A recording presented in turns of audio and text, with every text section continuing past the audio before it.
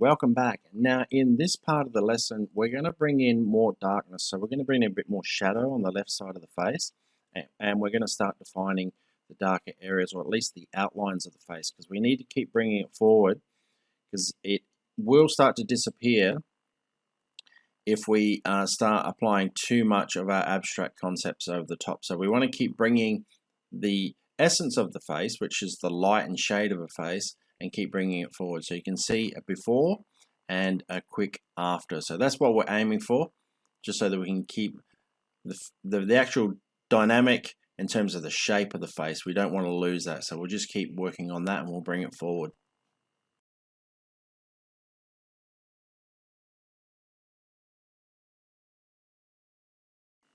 The great thing about darkening up these areas is that it will start to bring the main essence of the composition forward.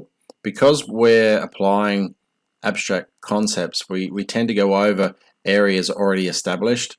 So I have a tendency to go back over areas and just bring them forward again, just so that you don't lose the shape and the form of the painting. And also, this is a main part of the light and shade effect, because the left side of the face is quite dark because it doesn't have any light exposure as opposed to the right side of the face. And you'll see once I start to fill in these areas that it will really start to bring out the dynamics of the painting and of the face.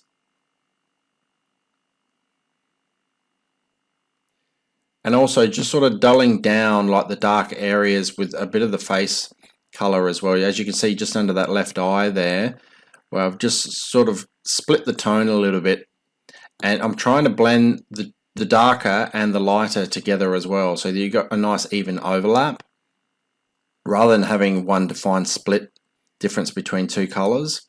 I also want to fix up that bottom neck area as well, make it dark and just bring it out, just help support the head. And don't be afraid to swap your brushes around as well. As you can see, I'm starting to incorporate a bit of yellow just to give essence, a bit of light essence. And I'll pop a little bit under the eyes as well from time to time, because it just shows a different light color.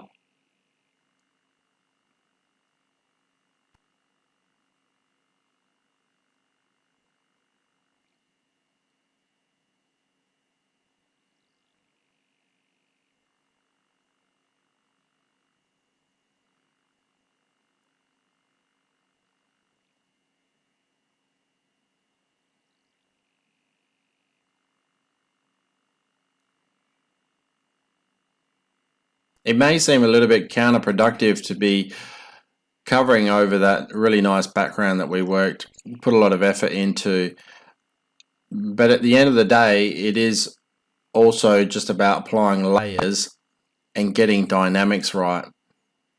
That base layer is fantastic in terms of what's actually going to sit behind the main composition. And now it gives us sort of it's almost like the bedrock for us to be able to play on. You can see I'm start to use a bit of the violet as well, just to get a bit of that abstract tonality and skin color. Don't be afraid to sort of mix up your own concepts and use sort of lighter variances of the colors that you already have, but don't steer too far away from creating completely new colors. Try and stick to the base colors that you've already established. Now this is quite a colorful painting, so it kind of sounds a little bit contradictory when I said don't use too many colors. But now's probably not the time to sort of come up with any more original colors than the ones you've already established. You can see in the hairline I'm trying to establish there because I want to create more character up the top and fill that area in later, and I will use a lighter color just to color in those areas, but I wanted to define where the hair actually falls across the forehead.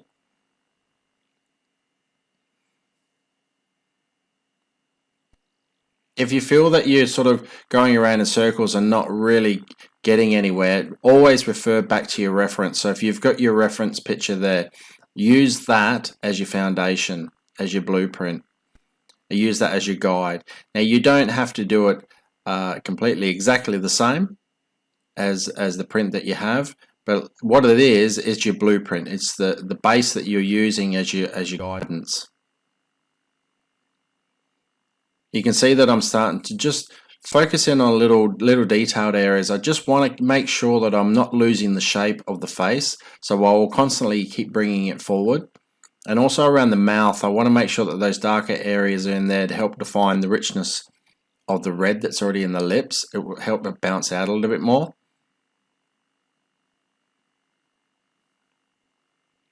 And where the lips meet is generally a dark area in any case. I also want to keep shaping the face as well. When I was looking at it before, I could see that it's still a little bit round. I haven't defined the real shape of it, but that'll come into play as we move along. And also the eyes. The eyes are very, well, probably the most dynamic part of the painting. And they really draw you in. So I like to keep highlighting those areas, and later on, once I've established the colors that I want in that eye, I will start to use a lot of white to help the eyes really bounce out. And what I'm doing here is I'm just trying to make sure that I've got the shapes right. I'm trying to make sure that I've got an evenness in terms of the size and proportion. So I'll constantly go back and forth, and I'll try and open up areas just with the darker, blacker color, to give it more definition. Because with abstract, sometimes you're stealing away your blueprint because you're putting layers on top, and you need to go back and re-establish where the blueprint areas are. And that's what I'm doing here, just defining those darker areas.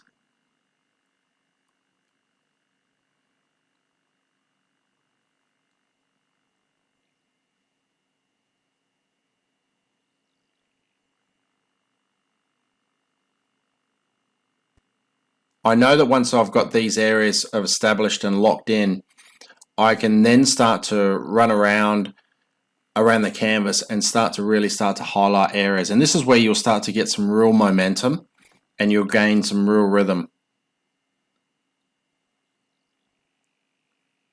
The painting will start to take on a life of its own, but it's critical that you have those established areas, as I mentioned before, the darker areas in place, because that's your guide to move around the painting.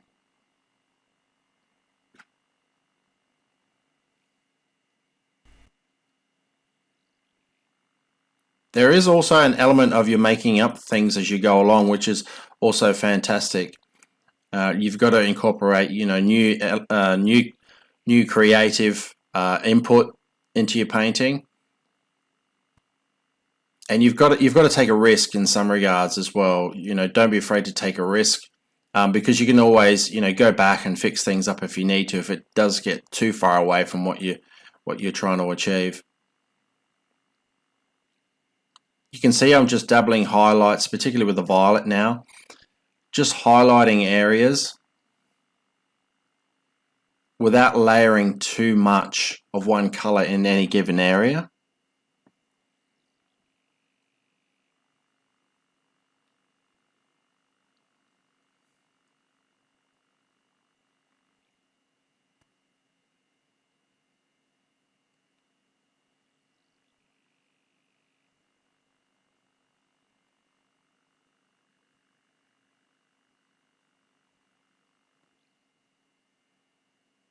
Now I just want to bring some more of that skin tone color back in, start to fill up those areas and bring the face forward a bit more. What's really going to lift the dynamics of this paint is I'm going to grab some white areas, but I just want to make sure that I've painted in some key areas first in the lighter skin color. Then I'll bring in that white, and the white will really start to hit some light areas, as you can see under the eye, under the lips. Don't be afraid to sort of wipe a bit of white inside the lips as well, to give a bit like the light is hitting the edges of the lips.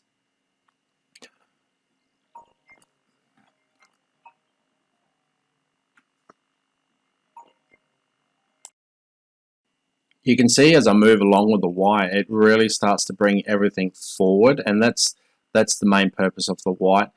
You can actually mix the whites with a slight, so it's an off white if you want to put a bit of cream in it, rather than it being a raw white like the titanium white. You can put put a bit of red in it just to offset it a little bit if you want to. I personally like to use the raw white because it shows a real strong light color hitting certain elements of the face. Yeah, and across the cheekbone areas where there's high points on the face is where you want to sort of drop your white. Even where the top of the nose is as well, where the eyes meet up the top is another good area, which tends to be a bit of a shiny spot right there on people's faces. So you can really see that it's shifted the shape of the face now, and right through the eyes as well. You want to sort of highlight and bring them out because, as mentioned, this painting is really made more dynamic because of those eyes. So I want to put a lot of emphasis in there.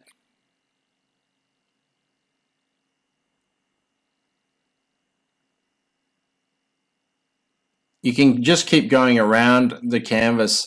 You don't need to focus on any particular area, and you can just put down the white and just start to bring in some lighter tones of that dark, so it's almost like a grey color, and just balance those darker areas down, or at least tone them down a little bit.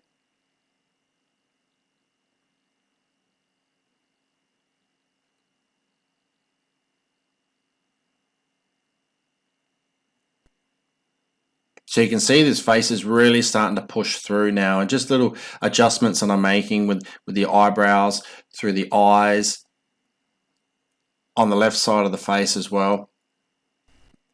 And just always maintaining where the contour of the face is so that you can keep the dynamic moving forward. I can see some area up there on the left yet, which I'm fixing now, that just needs a bit of filling in around the hairline just to create a bit more impact.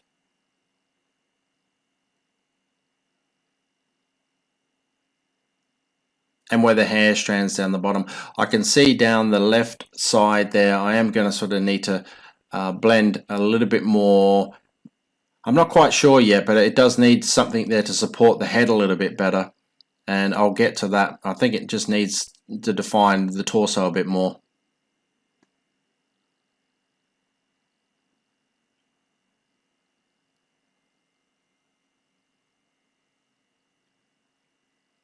But the general concept of this painting is really coming along nicely now, and I think it's a matter of putting a few abstract dynamics into the painting, which I think we're going to get to in the next lesson. So